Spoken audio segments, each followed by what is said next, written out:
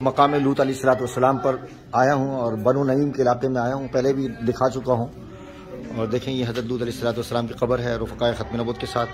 ماشاءاللہ آج 35 کے قریب رفقا موجود ہیں، اس میں ہماری بہنیں بھی ہیں۔ اور ماشاءاللہ یہاں پہلی دفعہ آیا تو یہاں دیکھیں اس پسماندہ علاقے کے اندر ماشاءاللہ بچے پڑھ رہے ہیں اور تلاوت ہو رہی ہے۔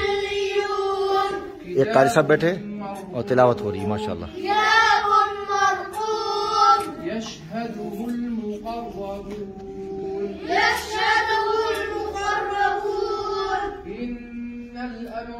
یہ مسجد ہے، حضرت لوط علیہ السلام کی قبر پر یہ مسجد بنی ہوئی ہے بالکل۔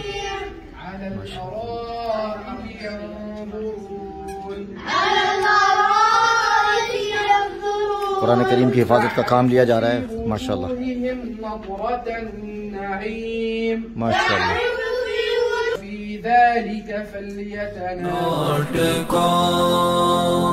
www.darsequran.com